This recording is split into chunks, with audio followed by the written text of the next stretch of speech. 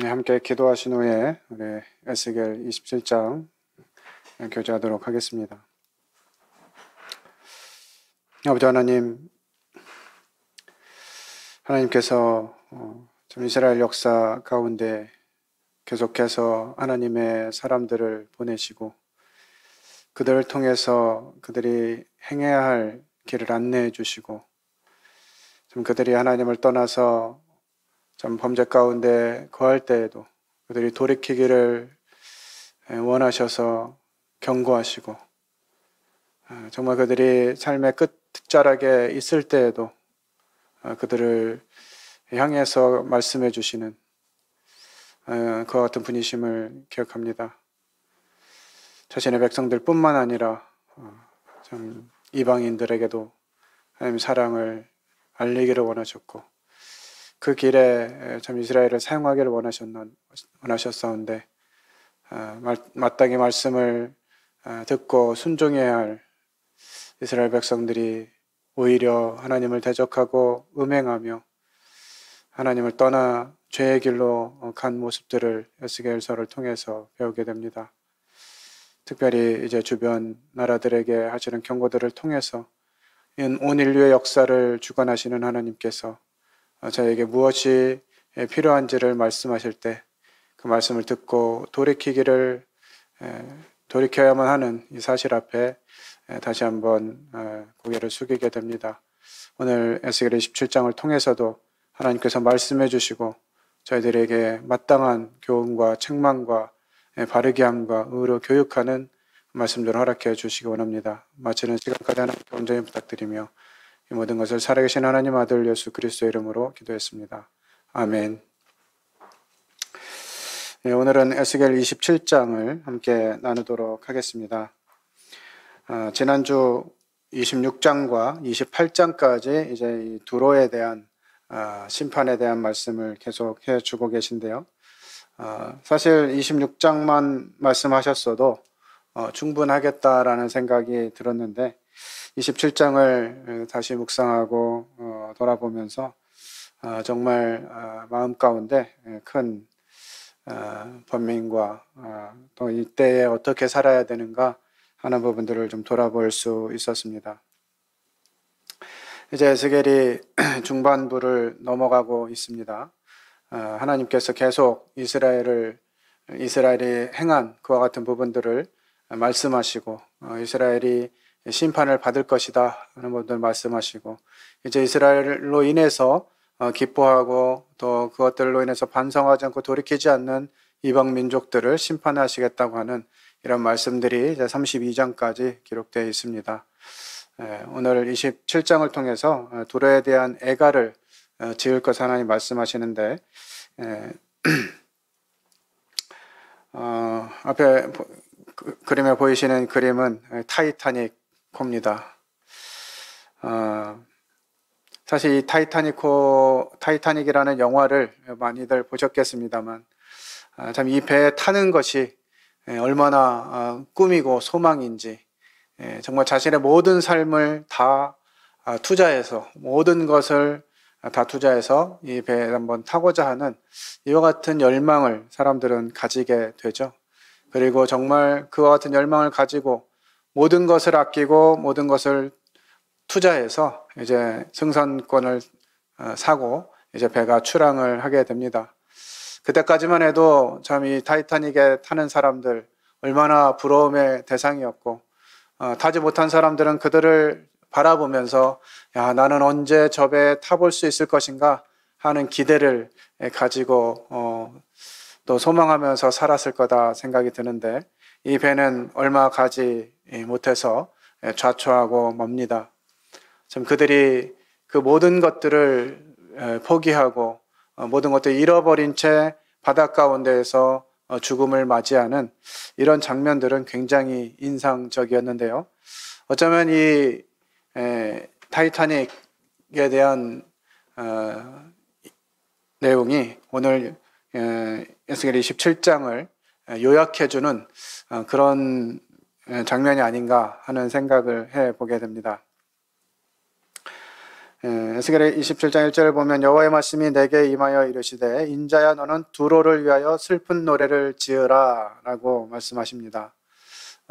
두로를 위해서 슬픈 노래, 애가라고 하는 이 노래를 부르라고 하시는데 3절부터 우리 9절까지 한번 같이 읽어보도록 하겠습니다. 3절부터 9절까지입니다. 함께 읽겠습니다. 시작. 너는 두로를 향하여 이르기를 바다 어귀에 거주하면서 여러 섬 백성과 거래하는 자여 주 여호와께서 이같이 말씀하시되 두로야 내가 말하기를 나는 온전히 아름답다 하였도다. 내 땅이 바다 가운데 있으며 너를 지은 자가 내 아름다움을 온전하게 하였도다. 스닐의 잣나무로 내 판자를 만들었으며 너를 위하여 레바논의 백향목을 가져다가 돛대를 만들었도다. 바산의 상수리 나무로 내 노를 만들었으며 기띔섬 황양목으로 상하로 꾸며 갑판을 만들었도다.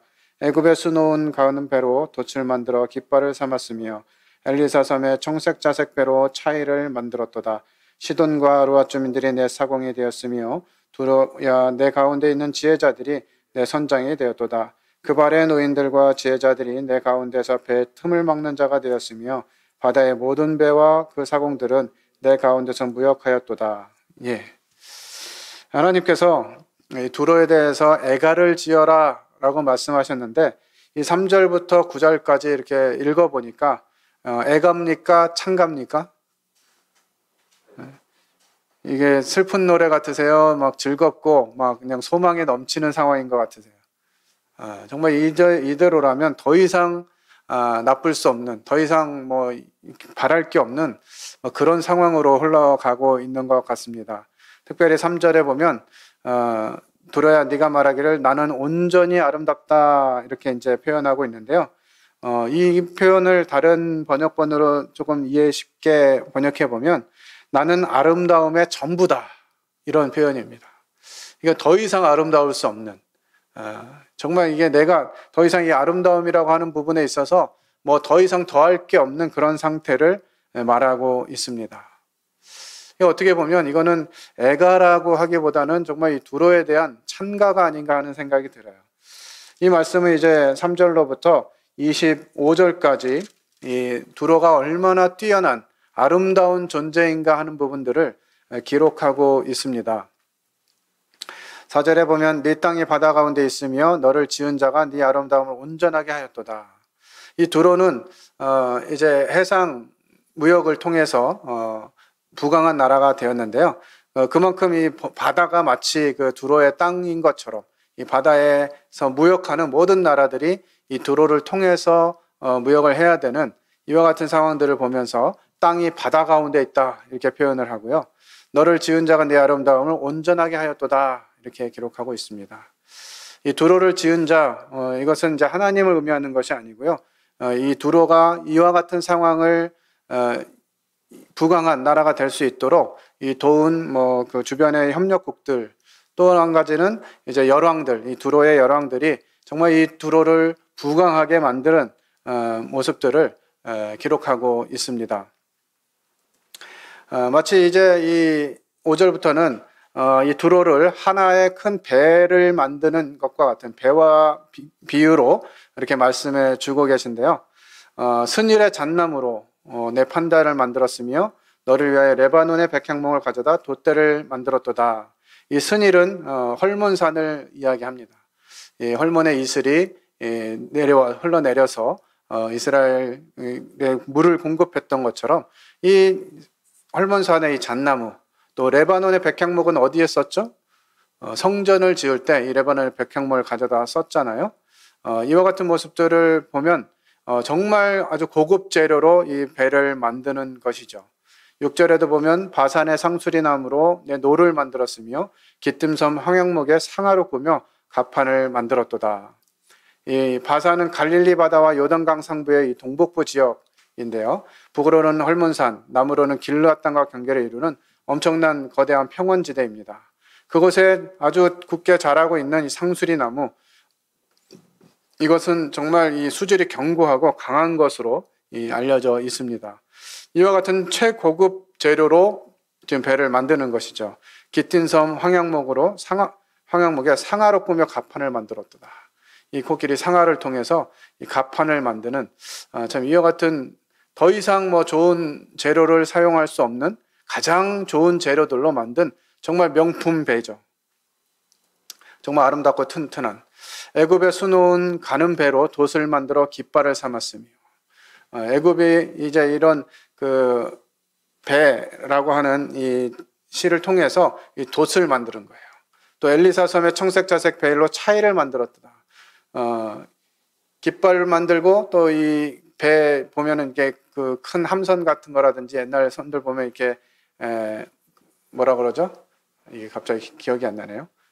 그런 베일 차이를 만들어서 배가 아주 바람을 타고 잘 갈 수 있도록 이런 아주 최고급 재료를 통해서 배를 만들었다는 것입니다. 거기다가 이제 거기에 일하고 있는 사람들이 어떤 사람들이냐? 시돈과 아르왓 주민들이 내 사공이 됐다.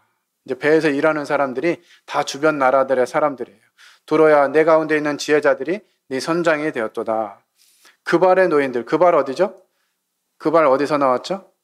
에스겔이 말씀을 받던 때 그발 강가에 있었죠. 이 바벨론의 사람들, 바벨론의 노인들과 지혜자들, 정말 그 바벨론이 흥하고 막 이런 모습들 생각하게 되는데 그런 바벨론의 노인들과 지혜자들, 어떻게 보면 최고의 석학들이죠. 그런 사람들이 무슨 일을 하느냐? 네 가운데에서 배의 틈을 막는 자가 되었다. 정말 이 하찮은 일을 하는 사람들조차 이런 굉장히 똑똑하고 뛰어난 사람들이었다는 거죠. 바다의 모든 배와 그 사공들은 네 가운데서 무역하였도다. 그러니까 이 두로는 두 개의 항구, 시돈 항구와 애굽 항구, 위로는 시돈 항구, 밑으로는 애굽 항구를 통해서 이 모든 이 나라들이 이 해상 무역을 하려면 이곳을 지나지 않으면 안 되는 그런 지정학적인 위치에 있었습니다. 그래서 모든 배와 사공들이 이제 이 두로를 통해서 무역하는 이와 같은 모습을 보이는 거죠.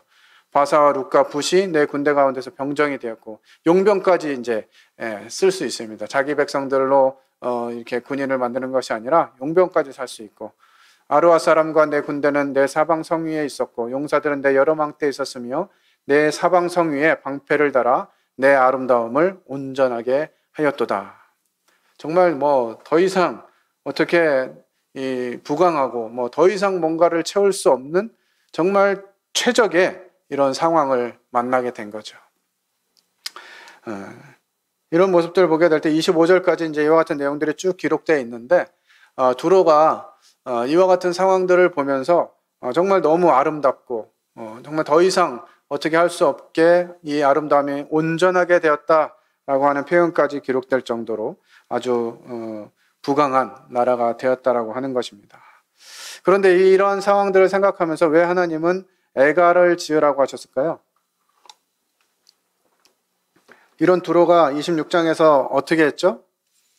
하나님의 백성인 이스라엘이 심판을 받고 이렇게 멸망하는 그런 과정들을 보면서 박수치고 좋아하고 잘 됐다 그러고 오히려 어려움 당한 사람들을 막 착취하고 뭐 이런 일들을 한 것에 대해서 하나님이 이 두로를 심판하시는 이런 말씀을 기록해 주셨는데 여전히 이제 이 두로의 모습을 보면 정말 너무너무 잘 되고 부강해서 하나님을 찾지 않는 그 안에 하나님이 없는 그 같은 모습들을 확인하게 됩니다. 사람 머리의 꼭대기는 늘 주권자이신 하나님이 계셔야 되는데 이 두로는 지금 하나님이 아니라 자신들이 정말 이 가장 꼭대기에서 더 이상 갖출 것이 없을 정도로 만족하면서 살아가고 있는 것입니다. 그런데 이제 26절부터 보면 드디어 이제 애가의 근원이 되는 그런 내용들을 말씀해 주고 계십니다. 내용들은 쭉 25절까지 읽어보시면 충분히 아실 수 있는 내용이고요. 26절에 보면 내 사공이 너를 인도하여 큰 물에 이르게 하며 동풍이 바다 한가운데서 너를 무찔렀도다.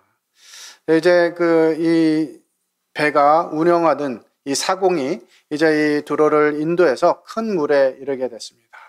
이제 뭐 주변 가까운 항구 가까운 곳이 아니라 더 넓은 곳에 가서 정말 내가 이 모든 부강함을 만방에 떨치리라 하는 마음으로 이제 큰 물에 이르게 되었다라고 생각이 되었는데요. 그때 어떤 일이 일어납니까? 동풍이 일어납니다. 예. 바람은 어디서 시작돼서 어디로 불죠? 그건 알 수가 없습니다. 왜냐하면 그것은 하나님이 운영하시기 때문에 그렇죠. 우리는 이와 같이 우리가 알지 못하는 그런 힘이 있다라고 하는 사실을 기억해야만 합니다. 이렇게 승승장구하던 두로가 이 하나님 앞에서 이 하나님이 행하시는 그 권능 앞에 놓이게 된다라고 하는 것이죠. 어떻게 보면 사람들은 그냥 이와 같은 부분들을 그냥 운이 좋았다 뭐 이렇게 표현할 수 있을지 모르겠어요. 그러나 하나님이 하시는 일들은 운이 아니라 하나님의 베푸시는 은혜라고 하는 것들을 우리는 깨닫게 됩니다. 그래서 우리는 우리의 표현 속에서 어떤 일들이 좀 생각보다 나쁘지 않게 됐거나 뭐 좋은 일이 일어났거나 이렇게 했을 때 많은 사람들이 표현을 참 다행이다 이렇게 이제 표현하는데요. 이 그리스도인에게 합당하지 않은 용어인 것 같습니다. 다행이다 이런 말은. 그냥 운이 좋았다 이런 말하고 다를 바가 없는 것이거든요. 다만 우리는 정말 감사할 일입니다. 자, 하나님께서 이렇게 은혜를 허락해 주셨습니다. 이렇게 표현을 하는 것이 합당하지 않을까 하는 생각이 들어요. 이 다행이다 이런 말은 그냥 하나님 없는 사람들이 표현할 수 있는 그런 단어가 아닌가 하는 생각을 가지게 됩니다. 이 두로를 생각할 때 이제 본인들의 힘이 아니라 외부에서 임하는 힘이 있다라고 하는 사실을 그들은 알지 못했던 것이죠. 하나님께서 그런 주권들을 가지고 계신다고 하신 사실을 알지 못한 것입니다. 이스라엘이라고 하는 나라는 이미 패망하고 막 이렇게 심판받고 있고 그럼에도 불구하고 그 작은 나라의 선지자 에스겔을 통해서 이 두로라고 하는 붕황한 나라를 향해서 예언하면서 애가를 지으라고 말씀하세요. 어떻게 보면 말이 좀 맞지 않는 정말 그 부강하고 큰 나라에서 좀 그래도 좀 뭐 좀 한다 하는 그런 선지자가 나와가지고 저 조그만 나라 이스라엘 멸망할 거야. 그러면 이제 귀담아 들을 수 있을지 모르겠지만 이 작은 나라 멸망해가고 심판받는 이 이스라엘에서 그냥 한 선지자가 나타나서 이 두로라고 하는 거대한 나라를 향해서 외치는 이 소리가 얼마나 영향력 있게 들렸겠습니까? 그러나 우리가 기억할 것은 이 말씀이 누구로부터 시작되었느냐라고 하는 것입니다. 하나님께서 에스겔에게 말씀을 주시고 에스겔이 선포한 것이에요. 비록 이스라엘은 그럴지라도 에스겔이라고 하는 참 이름 없는 한 선지자가 했다 할지라도 그 말을 전한 주신 분이 하나님이시라고 하는 사실들을 기억한다면 이제 두로는 이와 같은 앞에서 좀 하나님을 기억해야만 했겠죠. 그러나 두로는 그렇게 하지 아니하고 하나님 두려워하기보다는 자기가 이루어 놓은 그와 같은 것들을 의지하면서 살아가게 되는 것입니다. 27절에도 보면 내 재물과 상품과 바꾼 물건과 내 사공과 선장과 내 배의 틈을 막는 자와 내 상인과 내 가운데 있는 모든 용사와 네 가운데 있는 모든 무리가 네가 패망하는 날에 다 바다 한가운데 빠질 것이며 그동안 이 두로로 인해서 함께 그곳에서 먹고 살았던 그와 같은 영향력들을 누리고 살았던 모든 사람들이 바다 한가운데 빠질 것이라고 말씀하고 있습니다. 어쩌면 우리가 살아가는 이 시대, 우리가 가진 시선, 우리가 바라는 소망, 이와 같은 것이 그런 것들이 바로 이 두로를 소망하는 것이 아닌가 하는 생각을 가지게 됩니다. 물질적으로 풍요롭고 정서적으로도 안전하고 또 모든 부분들이 잘 되어서 더 이상 아쉬울 게 없는 이와 같은 시대를 우리가 살아가고 있는 것이 아닌가 하는 생각이 듭니다. 정말 내 아름다움이 완전하다. 이렇게 자긍하면서 하나님을 찾지 않는 그런 시대에 우리가 살고 있지 않았나 하는 것들을 돌아보게 됩니다. 지금 이 코로나라고 하는 이 사태가 벌써 이제 전 세계적으로 지금 거의 2년이 이제 다 돼가는 시기에 오고 있는데요. 이런 속에서도 사실 뭐 좀 불편함은 있지만 우리가 그렇게 정말 하나님을 간절히 찾거나 이 상황에서 정말 우리가 모든 것을 내어놓고 하나님께 달려가지 않는 이와 같은 완고함이 우리 가운데 자리 잡았다라는 생각이 듭니다. 정말 하나님은 계속해서 경고해 주시고 우리가 깨어서 이제 하나님의 말씀을 대언하고 하나님의 말씀을 증거해야 되는 그런 역할을 받았음에도 불구하고 그러한 것보다는 그저 우리 먹고 사는 문제에 집중되어서 그냥 내 아름다움을 더하게 하려는 그와 같은 마음들이 있는 것이 아닌가 하는 생각들을 해보게 됩니다. 28절 내 선장이 부르짖는 소리에 물결이 흔들리로다. 노를 잡은 모든 자와 사공과 바다의 선장들이 다 배에서 내려 언덕에 서서 너를 위하여 크게 소리질러 통곡하고 티끌을 머리에 덮었으며 제 가운데 뒹굴며 그들이 다 너를 위하여 머리털을 밀고 굵은 벼로 띠를 띠고 마음이 아프게 슬피 통곡하리로다. 정말 모든 것을 가진 것 같은 더 이상 부족함이 없고 더 이상 아름다움기 위해서 더할 것이 없는 그런 두로에게 이 말 이와 같은 심판을 통해서 많은 사람들이 슬피 통곡하는 그야말로 애가를 부르게 될 것입니다.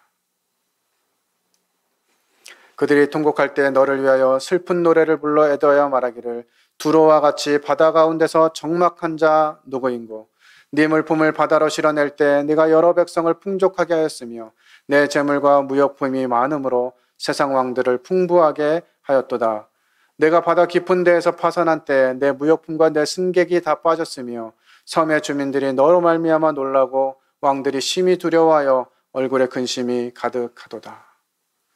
정말 끝이 없을 것 같은 계속 평안하고 계속 부유하고 계속 안전할 것 같은 이 두로가 패망하게 될 때 그들을 통해서 유익을 얻던 모든 세력들이 근심하며 슬퍼하고 고통하며 애통하는 이와 같은 모습들을 하게 될 것입니다. 많은 민족의 상인들이 다 너를 비웃으며 네가 공포의 대상이 되고 네가 영원히 다시 있지 못하리라 하셨느니라. 정말 언제까지나 그 권력을 누리고 하나님 없어도 충분히 잘 살 것만 같았던 두로에게 하나님이 심판을 통해서 많은 사람들이 두로를 비웃고 이 두로가 공포의 대상이 되고 네가 다시 영원히 다시 있지 못하리라고 하는 이와 같은 정말 다시 세울 수 없는 그와 같은 심판의 말씀을 해주고 계십니다. 오늘날 우리가 의지하고 있는 것은 무엇입니까? 재산과 지혜와 지식 이런 것들을 믿고 의지하고 있지 않습니까? 사람들은 이게 땅을 사고 집을 사면 안전하다고 생각합니다. 오늘날 우리나라 현실 정말 집값이 너무 올라가지고 흘러가고 있는데 집을 산 사람들은 집을 잘 샀다 생각하고 집을 사두었으니까 괜찮겠지라는 생각을 하게 됩니다. 그러나 우리나라의 현실이 이 집을 그냥 자기 돈 가지고 사는 사람 거의 없어요. 집 한번 사면 평생을 이제 집값을 갚으면서 살아가야 합니다. 그럼에도 불구하고 사람들은 집이 있으면 안전하다고 생각해요. 또 의사, 판사 뭐 이런 것이 되면 안전하다고 생각합니다. 요즘은 공무원이나 공사에 합격하면 안전하다고 합니다. 다른 사람 다 망해도 나는 안전해라고 생각하는 것이죠. 그러나 이 두로를 통해서 우리가 배울 것은 이 땅에 우리가 사는 곳 어디든지 안전한 곳은 없다고 하는 것이에요. 교통사고가 나기도 하고요. 비행기 사고가 나기도 하고 갑자기 건물이 무너져서 죽음을 맞이하기도 합니다. 정말 생각지 않은 이와 같은 일들이 일어나면서 죽음을 맞이하게 되기도 하죠. 우리는 지금 우리가 가지고 누리고 있는 이와 같은 상황들을 만족해하고 자고할 것이 아니라 우리는 겸손하게 하나님이 우리에게 어떤 은혜를 베풀어 주셨는지를 기억해야만 합니다. 어쩌면 이 두로의 멸망은 타이타니코의 침몰보다 더 놀라운 사건일 것이라고 생각됩니다. 하나님은 두로를 다국적 배에 비유해서 그 나라가 안전하고 그 무역이 컸음을 말합니다. 이스라엘 사람들도 부자 나라인 두로를 부러워했습니다. 그러나 물질적인 풍성함만은 헛되다고 하는 사실을 보여주고 있습니다. 물론 하나님께서 우리에게 풍요로움을 허락하실 수 있어요. 그것 또한 하나님께서 주신 것이라고 하는 사실들을 생각해야 됩니다. 하나님이 주시는 풍요로움을 거절할 필요는 없죠. 그러나 그 물질적인 풍요로움만을 기대하게 될 때 우리는 하나님을 잊어버리게 되는 것입니다. 두로라는 배가 폭풍을 만나 침몰했습니다. 우리의 인생은 항선하는 배와 같고 우리의 인생길은 바다와 같습니다. 우리 인생은 아무리 안전한 것 같아도 하루아침에 파멸에 이를 수 있습니다. 그래서 우리는 이런 세상에서 항상 하나님을 기억하고 겸손해야 합니다. 오늘날 레바논의 두로와 시돈은 항구 도시입니다. 그런데 이스라엘이 망했을 때 예루살렘이 망하고 유대인이 포로로 잡혀가는 것을 보고 기뻐했어요. 하나님께서 그들을 책망하십니다. 누군가 망하기를 바라고 망하는 것을 기뻐하는 것은 바로 이 바벨론과 같은 죄에 해당합니다. 두로가 그와 같은 모습을 보면서 하나님이 심판하시는 이와 같은 모습들을 보게 되죠.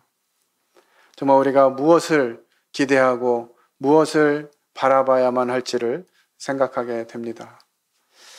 우리는 하나님이 우리를 부르신 과거들을 생각해 보면 정말 우리는 진노의 대상이었어요. 하나님의 심판의 대상이었습니다. 정말 지옥에 떨어진다 하더라도 항변할 것조차 없는 그런 사람들이었죠. 그런데 지금 좀 살게 되니까 평안해지고 안전하다고 생각하니까 하나님을 자꾸 잊고 우리 힘의 능력으로 살아가는 것처럼 생각하는 것이죠. 과연 하나님이 나의 공급자이신가? 하나님이 나의 주권자이시고 하나님이 나의 심판자이신가 하는 사실들을 우리는 돌아볼 필요가 있습니다. 그리고 우리는 세상의 어떤 것, 세상이 주는 가치, 세상이 주는 안전, 세상이 주는 부요, 이런 것들을 기대하는 것이 아니라 하나님께서 주시는 것이 참된 만족이라고 하는 사실을 기대해야만 할 것입니다. 우리 고린도후서 3장 5절 말씀 함께 읽겠습니다. 시작.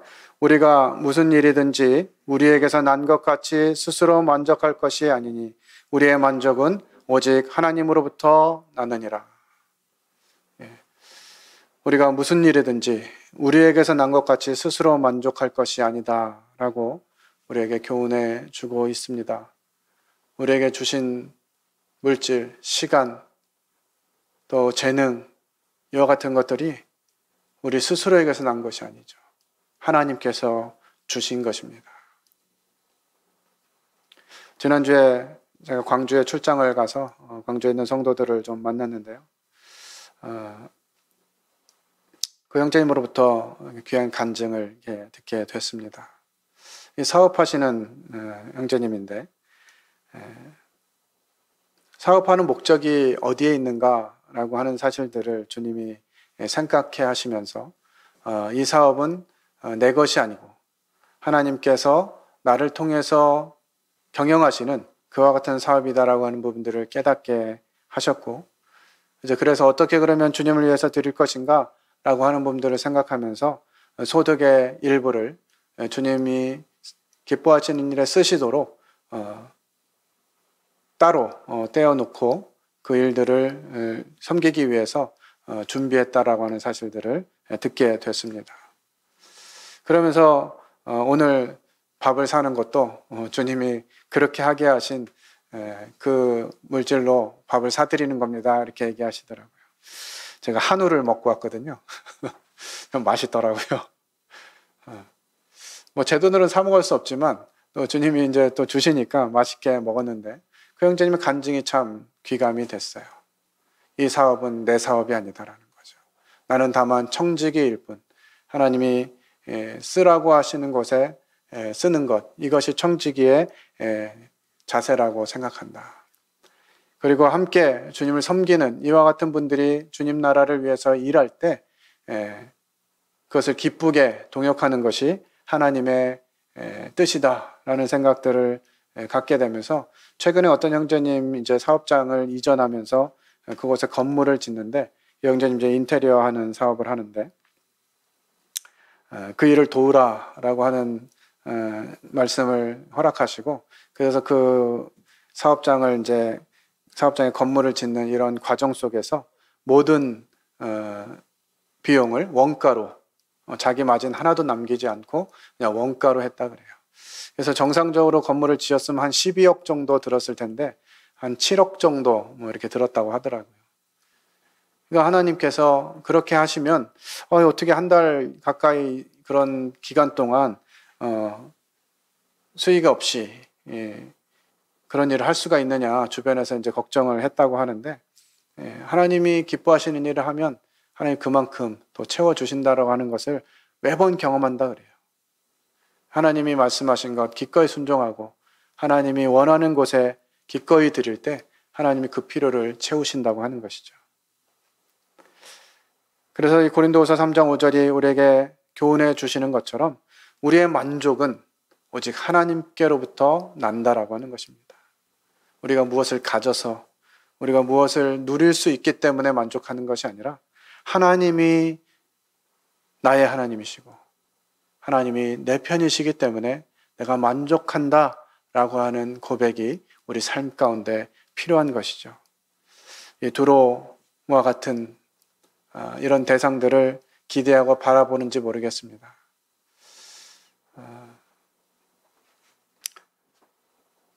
그 코인이 요즘 또 막 많이 떨어지긴 했다는데 그래도 그 코인이 막 올라가고 뭐 몇백 배, 몇천 배 됐다 이런 얘기 들으면서 나도 코인 좀 사놓을 걸 막 이런 생각들이 우리 있잖아요.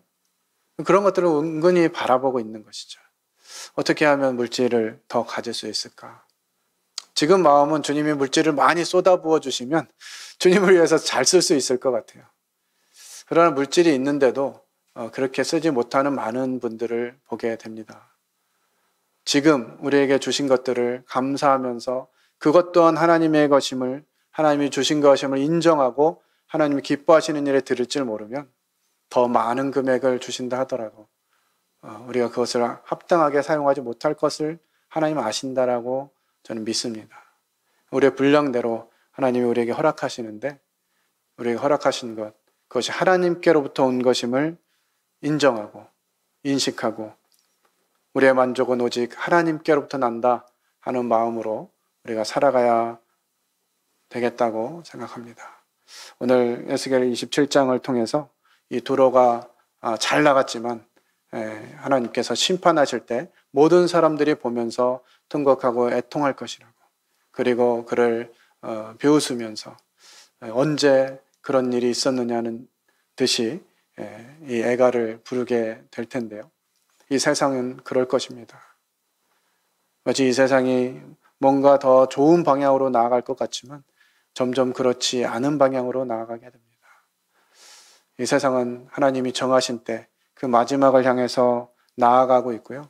이때 우리에게 필요한 것은 이 세상에 있는 부귀와 영화를 소망하는 것이 아니라 우리 주님이 곧 오실 것이라고 하는 사실들을 다시 기억하면서 우리가 정신을 차리고 하나님이 주신 것들을 기뻐하며 만족하는 그런 삶을 살아야 될 것으로 생각합니다. 기도하고 마치겠습니다. 아버지 하나님, 참 저희가 어떤 가운데에서 구원받았는지, 좀 어떤 상태에서 하나님을 만나게 되었는지 그때를 다시 생각하면 참 너무나 감사하고 정말 눈물 없이는 생각할 수 없는 그런 때였는데 이제 좀 살만해지고 여유가 생기니까 하나님이 어디 계시냐며 나 스스로 높은 채하고 아름다운 자가 되어서 계속 그와 같은 것들을 추구하는 그런 삶을 살고 있지는 않은지 고린도후서 3장에서 말씀하신 것처럼 이 만족이 우리에게 스스로 난 것이 아니고 오직 하나님께로부터 나는 것임을 매번 기억하는 저희들의 삶이 되기를 원합니다. 이 마지막 시대에 하나님께서 에스겔을 통해서 이스라엘과 두로와 시돈과 암몬과 모압과 바벨론, 엿, 애굽 이런 자들에게 경고하셨던 것처럼 작은 저희 교회를 통해서 우리 군포번영로 교회 성도들을 통해서 하나님이 말씀하시는 경고의 말씀들이 증거되어지게 하시고 이 교회가 마지막 시대에 맡겨진 사명, 그 복음을 증거하는 일에 힘을 다할 수 있도록 은혜를 베풀어 주시기 원합니다. 저에게 허락하신 시간과 물질과 은사들은 하나님 나라와 하나님의 교회와 아직 하나님 알지 못하는 영혼들을 위해서 쓰여져야 될 것임을 저희들이 명심하고 이 마지막 시대를 살아가면서 오직 하나님께로부터 오는 만족을 구하는 귀한 성도들이 되게 하여 주시기 원하옵고 이 모든 것을 살아계신 하나님 아들 예수 그리스도의 이름으로 기도했습니다. 아멘. 네, 이상으로 집회 마치겠습니다.